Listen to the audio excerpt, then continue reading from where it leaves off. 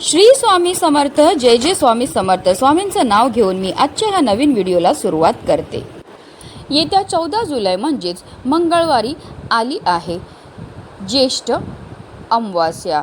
या दिवशी ज्येष्ठ महिना संपून आषाढ महिन्याची सुरुवात होणार आहे. या अमावास्येचा प्रारंभ 13 जुलैला सायंकाळी 6:50 होणार असून समाप्ती 14 जुलैला दुपारी 3:13 होणार आहे. आणि उदय तिथीनुसार ही ज्येष्ठ अमावास्या जी आहे ती 14 जुलै म्हणजेच मंगळवारी साजरी केली जाणार आहे. पण अमावास्येचा प्रारंभ हा सोमवारी येत असल्यामुळे तिला सोमवती अमावास्या असे सुद्धा म्हटले जाते. सोमवती अमावास्या ही भगवान शिव, देवी पार्वती आणि पितरांच्या पूजेसाठी अत्यंत शुभ मानली जाते. या दिवशी स्नान, दान, जप, तप आणि पितृतर्पण केल्याने विशेष पुण्य मिळते. पितरांचे आशीर्वाद मिळवण्याकरता, पितृदोष कमी करण्याकरता अनेक जण या दिवशी तर्पण श्राद्ध करतात. धार्मिक मान्यतानुसार सोमवार हा भगवान शिवांचा समर्पित दिवस आहे. त्यामुळे या दिवशी शिवलिंगावर जल, दूध, बेलपत्र, धतुरा अर्पण करून ओम नमः शिवाय मंत्राचा जप केल्याने मनोकामना पूर्ण होतात. विवाहित महिला पतीच्या दीर्घायुष्यासाठी आणि सुखी वैवाहिक जीवनासाठी सोमवती अमावास्येचे व्रत करतात. काही ठिकाणी पिंपळाच्या झाडाची पूजा करून त्याला 108 प्रदक्षिणा घातल्या जातात. या दिवशी पवित्र नदीत स्नान करून पितरांना तर्पण अर्पण करणे शुभ मानले जाते. गरजू लोकांना अन्न, वस्त्र, तीळ, धान्य किंवा दक्षिणा दान केल्याने पितृ प्रसन्न होतात. या अमावास्येच्या दिवशी सर्वार्थ सिद्ध योग सुद्धा घडून येत आणि या योगामध्ये जे पण आपण कार्य करतो तो नेहमी यशस्वी होते असे म्हटले जाते. ज्येष्ठ अमावास्येच्या दिवशी अनेक लोक आपल्या पितरांसाठी स्नान, दान, तर्पण, श्राद्ध आणि पिंडदान करतात, ज्यामुळे प्रखर पितृदोषापासून सुटका मिळते. एवढंच नाही तर पूर्वजांचा आशीर्वाद देखील प्राप्त होतो. आता काही ठिकाणी या ज्येष्ठ अमावास्येला वटसावित्री व्रत देखील करण्याची परंपरा आहे. आपल्याकडे या ज्येष्ठ महिन्यातील पौर्णिमेला वटपौर्णिमेचं व्रत केलं जातं, पण बऱ्याच ठिकाणी बघा या ज्येष्ठ अमावास्येला वटसावित्री व्रत केले जाते. म्हणून या दिवशी सुवासिन स्त्रिया आपल्या पतीच्या दीर्घायुष्यासाठी वडाच्या झाडाची पूजा करतात. धार्मिकदृष्ट्या हा दिवस अतिशय महत्त्वाचा असल्यामुळे या दिवशी काही प्रभावी उपायांनी सेवा देखील केल्या जातात.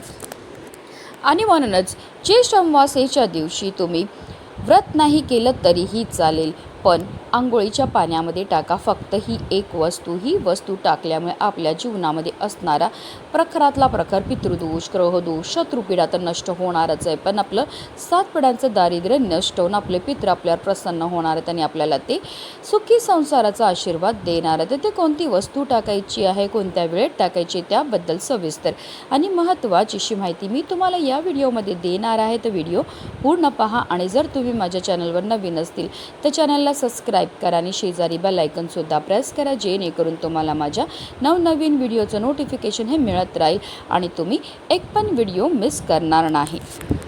हिंदू धर्मात अमावास्येला खूप महत्त्व आहे. अमावास्येला पितरांची पूर्ण भक्तीने पूजा केली जाते.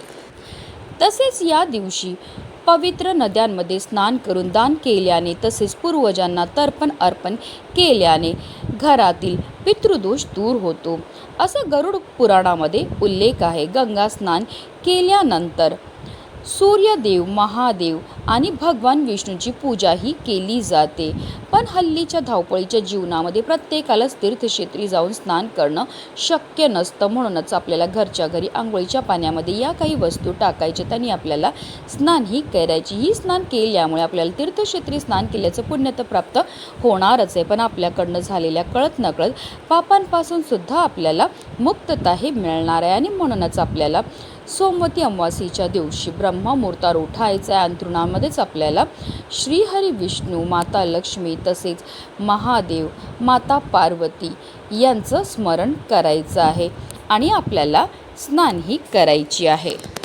आता तुम्ही आंघोळी करता थंड किंवा गरम कोणतंही पाणी घेऊ शकतात आणि आंघोळीच्या पाण्यामध्ये सगळ्यात पहिली वस्तू जी आपल्याला टाकायची आहे ते म्हणजे गंगाजल. गंगाजल टाकून स्नान केल्यामुळे आपल्याला तीर्थक्षेत्री स्नान केल्याचं पुण्यता प्राप्त होणारच आहे, पण त्याचबरोबर आपल्याकडनं झालेल्या कळत नकळत पापांपासून सुद्धा आपल्याला मुक्तता हे मिळणार आहे.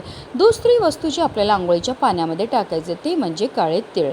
तिळांची उत्पत्ती ही श्रीहरी विष्णूंच्या घामापासून झाली होती. तसेच काळे तीळ हे आपल्या पितरांना सुद्धा समर्पित आहेत आणि जेव्हा आपण आंघोळीच्या पाण्यामध्ये काळे तीळ टाकतो आणि स्नान करतो त्यामुळे आपल्या कुंडलीमध्ये असणारा प्रखरातला प्रखर पितृदोष, ग्रहदोष, शत्रुपीडा, दारिद्र्य दूर होण्यामध्ये मदतही मिळत असते. पुढची वस्तू म्हणजे तुळशी पत्र.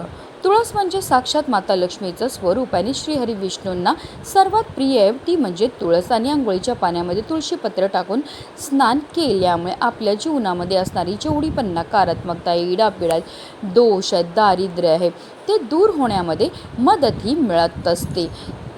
तसेच आपल्यावर लक्ष्मीनारायणाची सुद्धा भरभरून कृपाही होत असते, कारण अमावस्या तिथीला माता लक्ष्मी ही या भूतलावर जागृत अवस्थेत असते. जो भक्त खऱ्या मनाने, खऱ्या श्रद्धेने माता लक्ष्मीची पूजा, सेवा, आराधना करतो त्याच भक्ताचं घर ती धनधान्याने भरत असते. पुढची वस्तू जी आपल्याला आंघोळीच्या पाण्यामध्ये टाकायचे ते म्हणजे मीठ. आंघोळीच्या पाण्यामध्ये चिमूटभर मीठ टाकून स्नान केल्यामुळे आपल्यामध्ये असणारी जेवढी पण नकारात्मकता, इडापिडा आहे, नजरबाधा आहे, करणीबाधा आहे ती दूर होण्यामध्ये आपल्याला मदतही मिळत असते. त्याचबरोबर माता लक्ष्मी ही आपल्यावर प्रसन्न होते, कारण माता लक्ष्मीचे दोन भाऊ, एक दाता एक विधाता. दाता म्हणजे मीठ आणि विधाता म्हणजे तुरटी. तर या सर्व वस्तू ज्या आहेत त्या आपल्याला आंघोळीच्या पाण्यामध्ये टाकायच्या आहेत. त्याचबरोबर आपल्याला एक चमचाभर गाईचं कच्चं दूधसुद्धा टाकायचे. सोमवती अमावास्येच्या दिवशी आंघोळीच्या पाण्यामध्ये दूध टाकून स्नान करण्याला विशेष महत्त्व हे दूध दिलं जातं. दूध टाकून स्नान केल्यामुळे आपल्या कुंडलीतील चंद्र बलवान होतो. चंद्र हा मनाचा कारक मानला जातो आणि जर आपल्या कुंडलीतील चंद्र बलवान झाला तर त्यामुळे आपल्या जीवनामध्ये असणाऱ्या ज्या शारीरिक समस्या आहेत तसेच मानसिक समस्या आहेत त्यापासून आपल्याला मुक्तता मिळण्यामध्ये मदतही मिळत असते. तर या सर्व वस्तू ज्या आहेत त्या आपल्याला आंघोळीच्या पाण्यामध्ये टाकायच्या आहेत आणि आपल्याला स्नान करायचे. पण बऱ्याचदा लोक चुकीच्या पद्धतीने स्नान करतात, त्यामुळे सुद्धा त्यांना केलेल्या उपायाचं कोणतंही शुभफळ प्राप्त होत नाही. म्हणून आपल्याला काय करायचं, सर्वप्रथम एक मग पाणी आपल्या उजव्या खांद्यावर टाकायचं, एक मग पाणी आपल्या डाव्या खांद्यावर टाकायचं आहे आणि त्यानंतर आपल्याला स्नानही करायचे. स्नान करताना आपल्याला या एका प्रभावी मंत्राचा जप हा करायचा आहे. गंगेच यमुनेच गोदावरी सरस्वती नर्मदे सिंधू कावेरी जलस्मिन्स निधी कुरु हा स्नान मंत्र आहे. या मंत्राचा अर्थ असा होतो, गंगा, यमुना, गोदावरी, सरस्वती, नर्मदा, सिंधू, कावेरी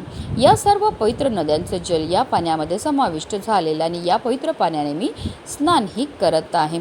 जेव्हा आपण आंघोळीच्या पाण्यामध्ये या वस्तू टाकतो त्याचबरोबर मंत्राचा जप करतो त्यामुळे आपल्या तनाबरोबर आपल्या मनाची सुद्धा शुद्धीही होत असते आणि पवित्र तनाने आणि पवित्र मनाने केलेल्या प्रत्येक कार्यामध्ये आपल्याला 100 पटीने पुण्यफळ हे प्राप्त होत असतं. अतिशय प्रभावी असा हा उपाय केल्यामुळे आपल्या जीवनामध्ये असणारा प्रखरातला प्रखर पितृदोष, ग्रहदोष, शत्रुपीडा तर नष्ट होणारच आहे, पण आपलं 7 पिढ्यांचं दारिद्र्य नष्ट होऊन आपले पितृ आपल्याला प्रसन्न होणार आहेत आणि आपल्याला ते सुखी संसाराचा आशीर्वाद देणार आहेत. म्हणूनच व्हिडिओ जास्तीत जास्त लोकांपर्यंत शेअर करा, जेणेकरून प्रत्येकाच्या आयुष्याचं कल्याण हो हीच मनामध्ये इच्छा. श्री स्वामी समर्थ. जय जय स्वामी समर्थ.